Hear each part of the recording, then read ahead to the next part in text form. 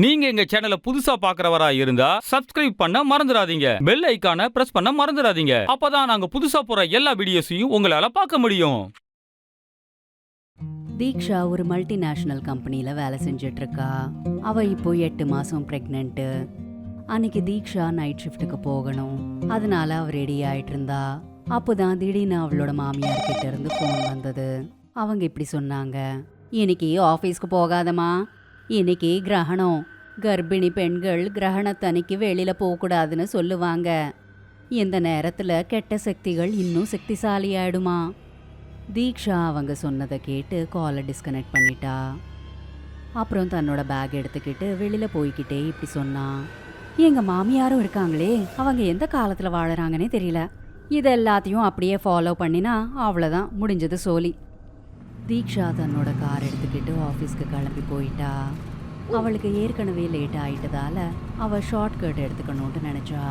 அதனால main road வழியா இல்லாமல் ஷார்ட்கட்லேயே போனா. அந்த வழியில் யாருமே இருக்க மாட்டாங்க. அதுவும் ராத்திரி நேரத்தில் சுத்தமாக ஆள் நடமாட்டமே இருக்காது.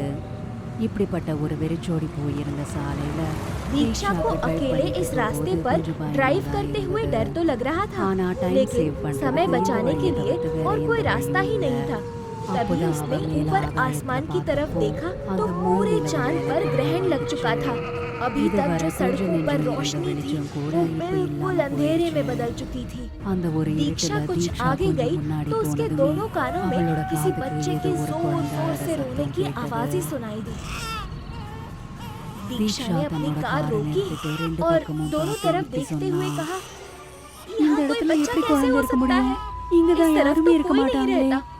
अचानक दीक्षा की गाड़ी की हेडलाइट जलने बुझने लगी थी और उसे समझ नहीं आ रहा था कि वो करे तो क्या करे। उसने सोचा उसे यहाँ से निकलना चाहिए, लेकिन जब उसने अपनी कार स्टार्ट की तो उसकी कार स्टार्ट हो ही नहीं रही थी, बल्कि उसके बोनट पर से धुआं उठने लगा था।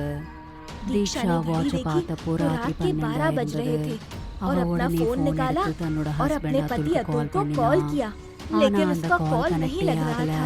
तो उसने सोचा चलो खुद ही एक बार चेक कर लिया जाए कि आखिर हुआ क्या है। दीक्षा कार से उतरी और बोनट को खोलकर चेक करने की कोशिश करने लगी।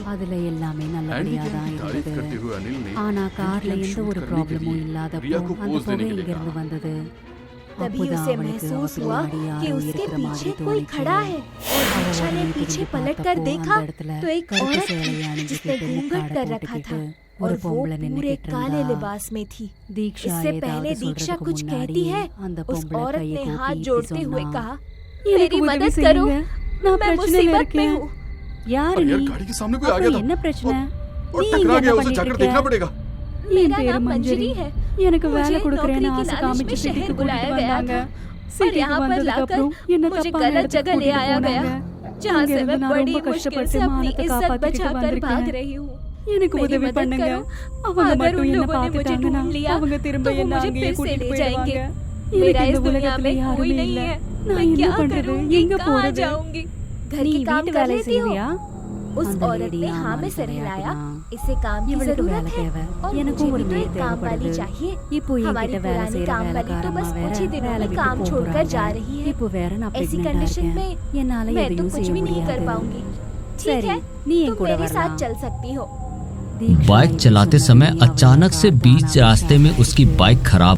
पहले तो हैरान हुआ, फिर उसे लगा कि शायद उसने कार को स्टार्ट ही छोड़ा था, इस वजह से स्टार्ट हो गई होगी। दीक्षा को वहाँ पर काफी देर हो चुकी थी। उसने कार वापस घर की तरफ मोड़ ली, क्योंकि ऑलरेडी इतनी लेट हो गई थी कि अब ऑफिस जाकर भी कोई फायदा नहीं था। उसने सोच लिया था कि वो बॉस को मेल कर देगी और लेटकर आसमान में तारे देखने लगा। उसके पति अतुल ने जब देखा कि दीक्षा लौट आई है और उसके साथ एक औरत भी है तो उसने पूछा, நீ இவ்வளவு சீக்கிரமா வந்துட்டியா? இந்த பொண்ணு யாரு? दीक्षा ने अतुल को सारी बातें बताई और अतुल ने कहा, நான் இதுக்கு முன்னாடியே சொல்லிருக்கேன் தீக்ஷா, நீ லீவ் எடுத்துக்கோ. உனக்கு 8வது மாசம் நடக்குது, கண்டிப்பா உனக்கு ரெஸ்ட்ங்கிறது தேவைப்படும். मुझे भी अब ऐसे ही लगता है और अब तो हमारे साथ मंजरी भी है, तो वो मेरा पूरा ध्यान रखेगी। ஓகேவா மஞ்சரி? मंजरी கண்டிப்பா. बिल्कुल। और அதுக்கப்புறம் मंजरी ने दीक्षा के पेट पर हाथ रखा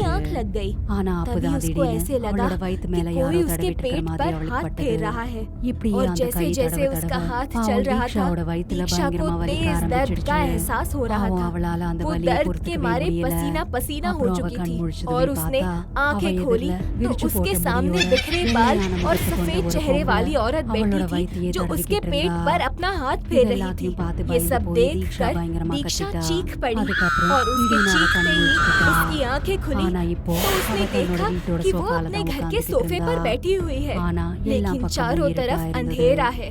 இது ये எந்த कैसा மாதிரியான सपना கனவு था?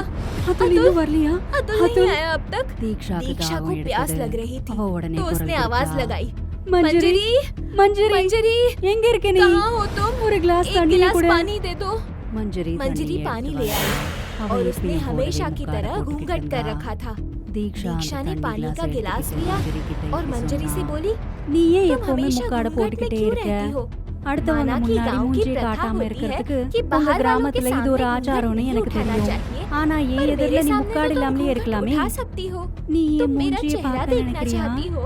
दीक्षा ने गौर किया कि मंजरी की आवाज दुख भरी लग रही थी ஆனா और தன்னோட उसने இன்ஸ்டிங்ஸ் इस बात पर गौर न करते हुए कहा, ஆமா हाँ, நீ உன் अपना முக்காடை எடுத்துரு घूंघट उठाओ। मंजरी मंजरी उड़ने ने तन्नोड़ एकदम मुक्काड़े अपना எடுத்து घूंघट விட்டா। उठाया और அவளோட उसको மூஞ்சியை देखकर பார்த்ததும் தீக்ஷா उसके கிளாஸ் हाथ கீழே से போட்டுட்டா। गिलास टूट गया அப்புறம் அவ और वो பயங்கரமா चीख கத்த पड़ी ஆரம்பிச்சிட்டா। क्योंकि ये वही औरत मीना थी அந்த பொம்பளை जिसे दीक्षा ने வேற अभी யாரும் अभी अपने கிடையாது। सपने में देखा था, தீக்ஷாக்கு கொஞ்ச जो நேரத்துக்கு उसके முன்னாடி पेट पर கொண்டு हाथ வந்த फेर रही அதே थी। பொம்பளை தான் आधा जला दीक्षा चेहरा। उड़ने वो दीक्षा कांधा उठ करने खड़ी लगी, हुई चीखती और सुनना। बोली, तुम तो मंजरी दीक्षा के पेट की तरफ इशारा करते हुए बोली, सातानोட शैतान का குழந்தை बच्चा வயித்துல जो तेरे இருக்கு. पेट அவனை में है கூட்டிட்டு मैं போக उसे தான் लेने வந்தேன். आई हूँ। இதை ये கேட்டதும் सुनकर दीक्षा दीक्षा தன்னோட अपने வயித்துல கை पेट पर வச்சு हाथ இப்படி रखते சொன்னா. हुए कहती है, सातानोட शैतान का குழந்தையா? बच्चा, என்ன ये क्या சொல்ற बोल रही मंजरी? हो तुम मंजरी? அப்போதான் लेकिन திடீர்னு तभी दीक्षा दीक्षा को அவளோட ध्यान வயிறு में आया காலியா இருக்கு कि उसका notice पेट तो பண்ணா. खाली है, அவ இப்போ वो pregnant प्रेग्नेंट ही ஆவே नहीं இல்ல. है। இப்போ दीक्षा ने தீக்ஷாக்கு देखा தன்னோட குழந்தை कि எங்க उसका बच्चा போயிருக்கான்னு कहीं தெரியாது. गायब हो चुका था। दीक्षा பயந்துகிட்டே दीक्षा இப்படி घबरा कर சொன்னா. बोली, ये இதெல்லாம் सब क्या என்ன? है? நீ யாரு? कौन हो तुम? நீ என்ன क्या பண்ணிட்டு कर रही இருக்க? हो ये? என் குழந்தை मेरा எங்க? बच्चा कहाँ है? ஆனா तभी அப்பதான் उसके திடீர்னு कान में அவளோட छोटे से காதுக்கு ஏதோ बच्चे की குழந்தை खिलखिलाने की சத்தம் आवाज கேட்டது. सुनाई दी அவளுக்கு और उसे लग பக்கத்துலயே रहा ஏதோ था குழந்தை जैसे कोई சிரிச்சுக்கிட்டே छोटा सा விளையாடிட்டு बच्चा இருக்கிற हंस மாதிரி रहा அவளுக்கு है, பட்டது. खेल रहा है। मंजरी मंजरी ने उड़ने अपने तन्नोड़ एक तूती हाथ ஒரு से பக்கம் एक side तरफ से इशारा காமிச்சா. करके दिखाया அப்போ और தீக்ஷா दीक्षा என்ன ने பார்த்தானா? देखा कि ஒரு एक சின்ன छोटा सा குழந்தை बच्चा தவிர்த்துக்கிட்டே अपने அவளோட வீட்டோட घुटनों के बल செவுத்துல चलता ஏறிட்டு हुआ இருந்தான். दीवार पर चल रहा है அப்புறம் அந்த और குழந்தை उसकी नजर தீக்ஷாவையே दीक्षा की பார்த்துட்டு तरफ இருந்தது. थी। அவன் वो விசித்திரமா अजीब சிரிக்க तरीके से हंस ஆரம்பிச்சான். रहा था। இத ये பார்த்து தீக்ஷா देखकर கத்திட்டா. दीक्षा அவன் चीख அங்கிருந்து पड़ी ஓட और वहाँ से ஆரம்பிச்சா. भागी। दीक्षा எங்க दीक्षा போனாலும் जिधर जाती அங்க இருக்கிற उधर की கதவுகள் खिड़की के பூட்டிட்டே दरवाजे இருந்தது. बंद हो जाते। அப்போதான் திடீர்னு एकदम से தீக்ஷாவோட मंजरी எதிரில मंजरी दीक्षा के வந்து सामने आ சொன்னா. गई और बोली, நீ तुम எங்கேயும் कहीं போக नहीं जा முடியாது. सकती हो, कहीं भी எங்கேயும் नहीं। போக முடியாது. अब तुम सिर्फ உன்னால एक जगह ஒரே जा ஒரு सकती हो, இடத்துக்கு மட்டும்தான் போக अंधेरे की முடியும். दुनिया में அது जहाँ இருட்டு बिल्कुल உலகம். रोशनी नहीं है। दीक्षा दीक्षा கைகளை हाथ கோர்த்து जोड़ती हुई சொன்னா. बोली, யாரு कौन हो நீ? तुम? எனக்கு நீ ऐसा ஏன் क्यों இப்படி कर செய்ற? रही हो मेरे साथ? என்னை விட்டுடு. मुझे छोड़ दो, உனக்கு உதவி मैं तुम्हारी செய்றேன். मदद करूंगी। நீ எதை तुम கேட்டாலும் जो அதை நான் चाहोगी செய்றேன். मैं करूंगी। नादा मैं हरिया, अहरिया हूँ, रात की रात की இருட்டு. अंधकार, எனக்கு जिसे 100 हर 100 வருஷத்துக்கு साल ஒரு के வாட்டி, बाद आगे की அடுத்த 100 100 साल की வருஷத்து जिंदगी வரை के लिए வாழறதுக்காக ग्रहण की रात கிரகணம் से நடந்து 7वें முடிஞ்ச दिन 7வது एक நாள் गर्भवती அன்னைக்கு की ஒரு कुर्बानी देनी கர்ப்பிணி पड़ती பெண்ணை है பலி और கொடுக்கணும். उसके बच्चे அப்புறம் को அவளோட शैतान குழந்தைய के சாத்தானுக்கு हवाले करना கொடுக்கணும். पड़ता है। तो எனக்கு मेरी உதவி मदद செய்ய करने के நினைச்சேனா, लिए உன்னோட तुझे உயிரை अपनी எனக்கு जान கொடுத்துரு. देनी होगी। உன் तेरे குழந்தையோட बच्चे की ஆன்மாவை रूह நான் तो मैं ஏற்கனவே पहले ही சாத்தானுக்கு शैतान के हवाले कर ஒப்படைச்சிட்டேன். चुकी हूँ। दीक्षा दीक्षा அழுதுகிட்டே रोते இப்படி हुए சொன்னா. बोली, मैं ही क्यों? नहीं, छोड़ दो मुझे, ஏனா क्योंकि நீதான் तूने கிரகணத்தை ग्रहण அன்னைக்கு काल என்னை में मुझे உன்னோட अपने வீட்டுக்கு घर में கூட்டிட்டு आमंत्रित வந்த. किया है। நீதான் तू என்னை मुझे கையை हाथ பிடிச்சு पकड़कर வீட்டுக்கு अपने கூட்டிட்டு घर के வந்த. भीतर लाई है। இப்போ நேரம் वक्त வந்துருச்சு. आ गया है। இப்படி इतना சொல்லிட்டு कहकर அவ उसने दीक्षाவோட दीक्षा को கையை पकड़ा பிடிச்சு और उसे அவளை மாடி घसीटते படி हुए மேலே छत की ஏத்திக்கிட்டு तरफ கூட்டிட்டு लेकर आगे போனா. बढ़ने लगी। दीक्षा दीक्षा கத்திக்கிட்டே चीखती இருந்தா. रही मंजरी और मंजरी दीक्षाவை उसे மொட்டை छत மாடியில पर ले இருந்து जाकर தள்ளி नीचे விட்டுக்கிட்டு धक्का இப்படி देती சொன்னா. हुई बोली, அஹரியாவோட अहरिया की பலியை कुर्बानी ஏத்துக்கோ. स्वीकार हो।